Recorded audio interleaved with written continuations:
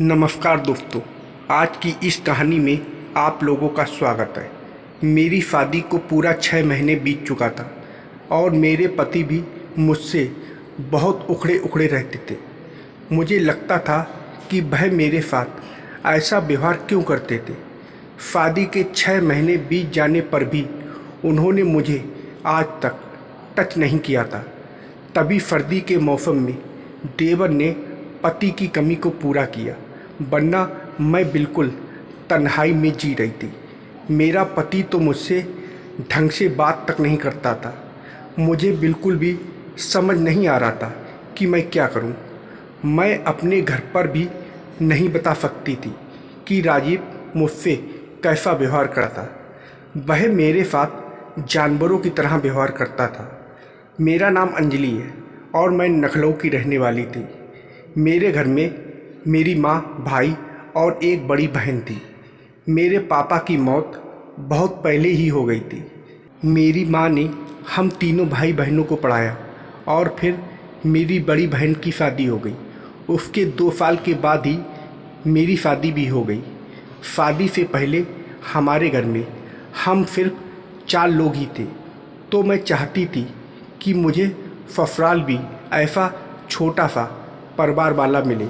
जहाँ से भी पहले रिश्ते आते तो मैं सबसे पहले यही पूछती थी कि आप कितने लोग घर में रहते हो।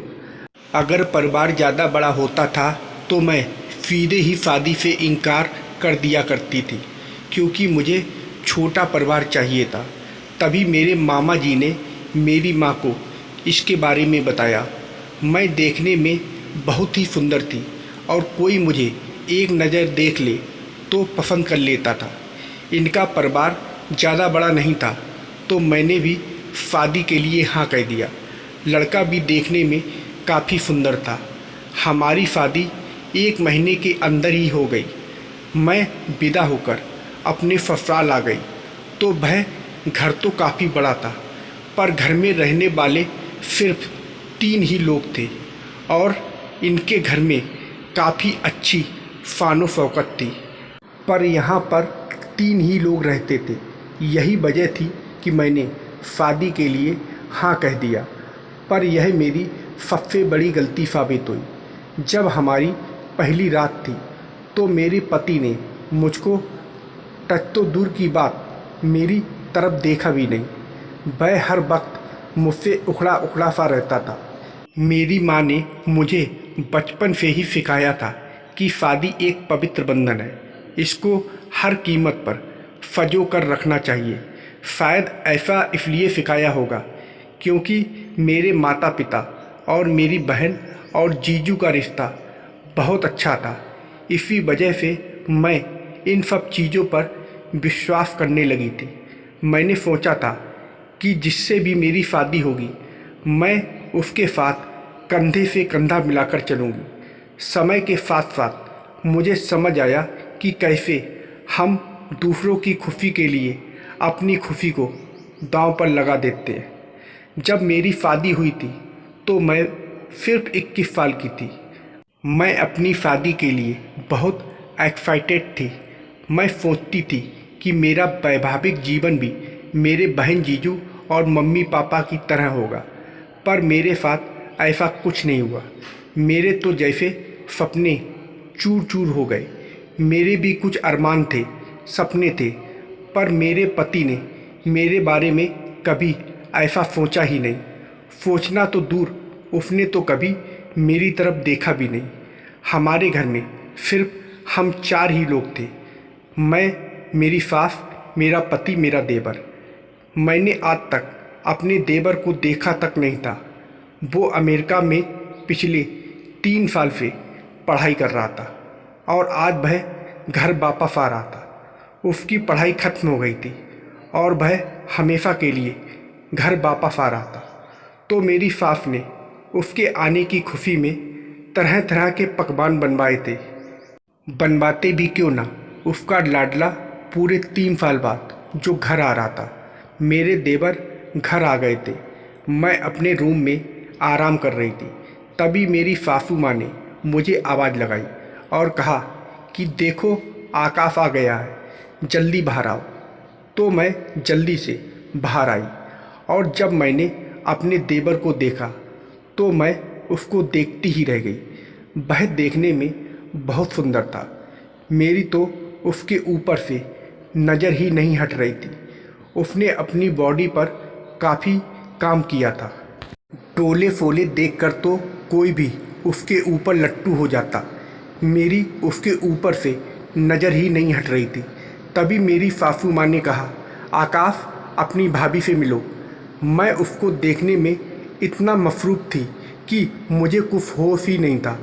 तभी मेरे देवर ने मुझे छेड़ते हुए कहा, भैया भाभी तो एकदम मस्त है। और कहता है कि भाई आपको इतनी हूर की परी कहाँ से मिल गई? भैया कोई जादू टोना किया है क्या भाभी पे? तभी मेरी सास मेरे देवर को टोकते हुए कहती हैं कि तेरी मजाक करने की आदत अभी तक नहीं गई। अब तू बड़ा हो गया है तो सुधर जा। तभी मेरी सास देवर को कहती हैं, जा जल्दी से नहा धोकर नीचे आ, फिर हम सब मिलकर खाना खाएंगे। देवर जी अपने रूम में चले गए। उनका रूम ऊपर वाले फ्लोर पर हमारे रूम के साथ ही था। मेरा पति बहुत बड़ी कंपनी में जॉब करता था और उसका सैलरी पैकेज भी काफ़ी अच्छा था। तो वह 1 महीने के लिए ऑफिस के काम से बाहर चले गए। उसको कभी भी मेरी दुख तकलीफ़ दिखाई ही नहीं दिया करती थी, तो मुझे उसके साथ कोई अट्रैक्शन भी नहीं था। वह मेरे साथ रहे या ना रहे, अब मुझे कोई फ़र्क नहीं पड़ता। मैं जल्दी से नहा धोकर नया सूट पहनकर नीचे चली गई और देवर जी को खाना परोसने लगी। जो प्यार मुझे मेरे पति से नहीं मिला था, वह प्यार अब देवर में ढूंढने लगी थी। मैं अपने देवर का ख्याल रख रही थी। मैं उनकी तरफ अट्रैक्ट होती जा रही थी और मैं खुद को बिल्कुल भी रोक नहीं पा रही थी। मैं चुम्बक की तरह खिंची चली जा रही थी, जैसे किसी लहर को किनारा मिल गया हो। मैं उसकी हर पसंद नापसंद का ख्याल रखती थी। आज मेरा देवर बाजार जा रहा था तो मैं भी साथ चली गई, यह कहकर कि मुझे बाजार से कुछ ज़रूरी सामान लेना है। मैं उनको इम्प्रेस करने का कोई मौका नहीं छोड़ती थी। आकाश का नेचर बहुत कमाल का था। वह न केवल सबकी देखभाल करता बल्कि उसकी इस अदा पर मैं बहुत लट्टू हो गई थी। आकाश इतना हैंडसम था कि मेरा ध्यान उससे हट ही नहीं रहा था। मुझे नहीं पता था कि मेरे साथ यह क्यों हो रहा है। तभी मुझे लगा कि यह सब मेरे साथ इसलिए हो रहा है कि मेरा पति मेरी तरफ बिल्कुल भी ध्यान नहीं देता था। एक दिन मैंने उसे डेटिंग ऐप पर लड़कियों की प्रोफाइल चेक करते हुए देखा। मैंने भी उस डेटिंग ऐप को डाउनलोड किया और अच्छी सी फ़ोटो सूर्यास्त की ओर ली हुई फ़ोटो लगाई। हमारी वहाँ पर बातचीत शुरू हो गई। मैंने उसको थोड़े दिन के बाद बता दिया कि मैं तुम्हारी भाभी हूँ। अब वह भी मेरी ओर अट्रैक्ट हो रहा था। एक दिन बहुत सर्दी का मौसम था तो मेरा देवर रात को मेरे कमरे में आया और हम दोनों के बीच क्रिकेट मैच हो गया। मुझे पता ही नहीं चला, हम पूरी रात एक दूसरे की बाहों में थे। मैंने उसको उसके भाई की सारी सच्चाई बता दी। मेरी बॉन्डिंग मेरी सासू माँ के साथ पहले से ही बहुत अच्छी थी। अगली सुबह मेरे पति भी वापस आने वाले थे तो मैंने और आकाश ने सोचा कि हम दोनों मिलकर उसके साथ बात करेंगे। राजीव जब वापस आया तो मैंने उसको सारी सच्चाई बता दी और मैंने उसको बोला कि तुम्हारी बेरुखी से तंग आकर उससे यह सब हुआ है। तभी राजीव ने मुझे कुछ ऐसा बताया कि मेरे पैरों तले ज़मीन खिसक गई। उसने बताया कि उसको लड़कियों से नहीं बल्कि लड़कों में इंटरेस्ट है और कहता है कि मैंने तुमसे शादी सिर्फ घर वालों के कहने पर की थी और कहता है कि मुझे माफ़ कर देना।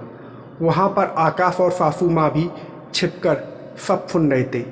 मेरी बॉन्डिंग मेरी सासू माँ के साथ पहले से ही बहुत अच्छी थी तो मैंने और आकाश ने सब कुछ पहले ही सासू माँ को बता दिया था कि मैं और आकाश एक दूसरे से बहुत प्यार करते थे, पर सासू माँ राजीव के मुंह से सारी बातें सुनना चाहती थी। तो उन्होंने प्लान बनाया। तो हम सब ने राजीव की फीलिंग को भी समझा और मेरी सासू माँ ने मेरी और आकाश की शादी करवा दी और आज हम सब बहुत खुशी खुशी एक साथ रहते हैं। तो दोस्तों, आप लोगों को यह कहानी कैसी लगी कमेंट करके ज़रूर बताइएगा और वीडियो को लाइक और सब्सक्राइब करना मत भूलिएगा। वीडियो को पूरा देखने के लिए आप लोगों का बहुत बहुत धन्यवाद।